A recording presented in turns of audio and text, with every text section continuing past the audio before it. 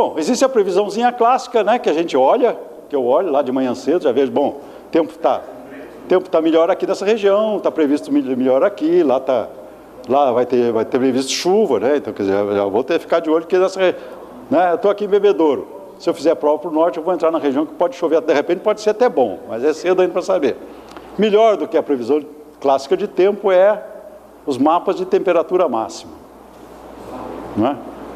A massa de ar tem mais ou menos a mesma umidade, então quanto mais quente, melhor. Então, nesse dia aqui, por exemplo, se estou aqui em Bebedouro, eu vou querer fazer prova dessa região aqui. Temperatura maior, 30 graus previsto, mais temperatura, mais térmica, já é uma indicação. Isso é uma coisa que a gente olha. Próximo. E agora, tepigrama. Isso aí os meteorologistas adoram, eles babam com isso aí. Mas é um negócio que você olha assim meio complicado. Todo mundo conhece o tepigrama? Isso aqui é a temperatura do ar com altitude. Aqui você tem eles põem umas unidades complicadas, milibar. Em vez de pôr altura, eles põem milibar. Bom, tá bom. Não tem importância, porque é só guardar que 500 milibar é mais ou menos 5.000 metros.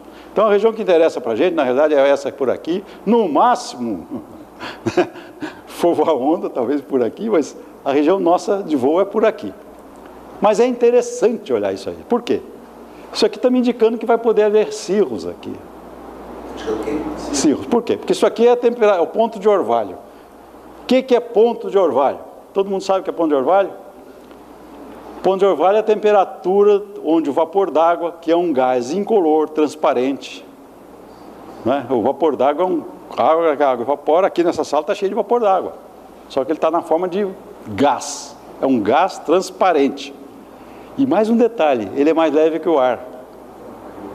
O que acontece no mar, quando vocês veem as fragatas conseguem pegar aquelas bolinhas, vai subindo, você fala, pô, mano, tem tanta diferença de temperatura no mar para formar térmica? Não é nem tanto, às vezes além de uma pequena diferença de temperatura na superfície da água, ali concentrou, aquele ar está um pouco mais úmido, na mesma temperatura, mas o vapor, ou tem mais que o vapor d'água. O vapor d'água é mais leve que o ar. Então ele desprega. E quando a gente pega em cima do laguinho lá, pô, por que aquele lago? Pô, né, tem uma hora que dá térmica, mas é porque o lago umedeceu, o vapor d'água é mais leve que o ar. Tá certo? Então, o ponto de orvalho é isso, esse gás transparente que está nessa sala aqui, se eu pegar uma garrafa de cerveja gelada, vai formar umas gotinhas. Que temperatura formou aquelas gotinhas? É o chamado ponto de orvalho, é o ponto em que o vapor d'água vira água, se condensa. Quando ele se condensa, ele devolve o calor que ele roubou do sol ou da fonte que o evaporou. Isso aí vai ser mais importante aí na frente. Então, o tepigrama ele me dá duas coisas. Temperatura da atmosfera com altitude. Isso aqui é milibar, mas é altitude. Ele põe as temperaturas aqui, por isso que chama SKU-T, temperatura torta. As temperaturas são essas linhas aqui. Tem umas outras linhas aí que são as adiabáticas secas, que eu vou falar nelas mais tarde, as adiabáticas úmidas. O importante que eu queria que vocês notassem é que essas linhas todas, nessa região que interessa para a gente, elas são relativamente retas. Para cá, os meteorologistas usam funções curvas, complicadas, essa escala aí, porque eles trabalham muito com o SKU-T inteiro. Mas a gente não precisa disso tudo, a gente vai trabalhar nessa região. E nessa região, essas curvas todas são relativamente retas, tá? Só que eu quero que você guarde. Outra coisa, quando essas coisas se encontram, condensou. Ou seja, vai existir cirros aqui. Outra coisa que o meteograma dá, velocidade dos ventos e direção com altitude. Então, eu já sei que esses cirros, eles vão vir de noroeste.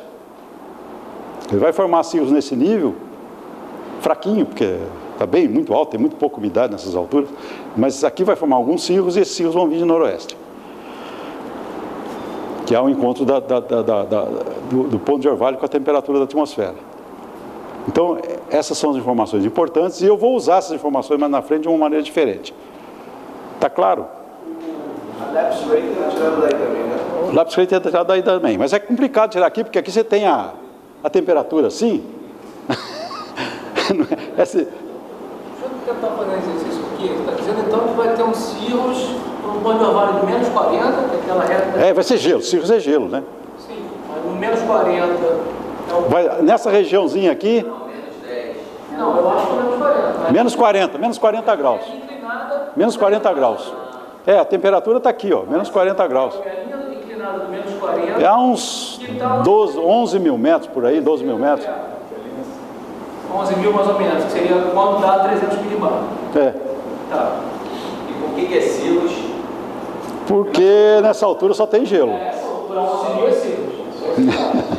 Tá certo? Não pode nem falar em orvalho mais, né? É o ponto de congelamento. A rigor tinha que ter uma curva do ponto de congelamento. Outra coisa, Galvão, né?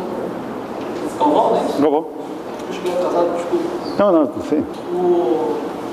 Aconteceu um METAR recentemente. Agora, eu pedi, se tiver uma questão um pouquinho mais complexa, para a gente deixar para o fim ou anotar, para a gente não perder o rumo aqui, a gente até o fim, porque a gente tem coisa que vai poder ser, inclusive, esclarecida. Então, se for um pouco mais complicadinho, né? Se for dúvida aqui sobre o que eu estou mostrando, interrompe e pergunta, esclareça, tá? Senão a gente não prossegue muito. Então, nesse tepigrama eu consigo ver direções de vento, consigo ver variações, e daqui eu vou tirar os tais famosos, eu vou usar essa parte, explorar essa parte aqui de baixo. Vamos para frente. Só isso é uma pergunta aí. A direção do vento é a coisa, é porque está muito pequeno. Não, aqui é norte, aquele vento é de oeste. Não, mas o que as setinhas de cima... Não, as barbelas é a intensidade do vento. Então, quando você tem duas barbelas, isso é linguagem de meteorologia, quer dizer, quando você tem uma barbelinha só, é 10 nós. Quando você tem duas barbelinhas, é 20 nós. E se é meia barbela, é 5 nós. As barbelinhas da seta. E para onde ela... Aqui é de noroeste, ó. 20 nós de noroeste. Entendi. Tá? Tá bom. No dia que você vê vários tetos, deveria então várias interseções dessas duas linhas? Seguramente. Próximo. Bom, tem um meteograma que acho que todos vocês costumam olhar, né? O que eu faço no campeonato? Eu pego, como é campeonato planador, eu não quero a situação num local, eu quero na área, me interessa o bebedouro sozinho, eu quero, digamos, a área de bebedouro, eu pego o meteograma de maior grade, tá certo? E como a área que a gente voa ainda é maior ainda, eu pego também alguns meteogramas de cidades dentro do polígono de provas, para a gente ter uma ideia. E o que é o mais importante, que é o mais considerado meteograma? Primeiro, previsão de chuva, sempre é bom considerar, que ele já está prevendo, porque isso aqui são cálculos complexos que o supercomputador faz, né? Não são certezas, mas é uma ótima indicação, e eu tenho que me basear nele, eu preciso basear em alguma coisa. Então, isso tudo é feito em modelos globais da atmosfera, o global, eu pego o global, né? E tem o ETA. ETA é um modelo local. O pessoal do INPE pega aquele modelo global e faz uma grade menorzinha dentro daquela e faz coisas locais, quer dizer, ele é compatível com aquele, mas é um pouco mais definido. Mas vale para uma área menorzinha. Tá certo? Então eu olho cobertura, de novo, aqui esse aqui, o global, não é geral, não dá muito aqui, não. Aqui eu já... Se bem que nunca eu vejo os cúmulos aqui, né? Às vezes está cheio de cúmulos, ele não aparece nesses meteogramas. Você já deve ter visto isso, quer dizer, os cúmulos nuvem convectiva, eles falam nuvem baixa é quando tem estratos, baixa, é pouco, está bom, se for muito cúmulo aí aparece, mas não tem grandes informações. Mas o vento, a intensidade do vento, como é que vão ser os próximos dias, mas o que eu mais vou considerar vai ser o detalhezinho aqui, da temperatura e da umidade relativa. Nós vamos mostrar como mais para frente.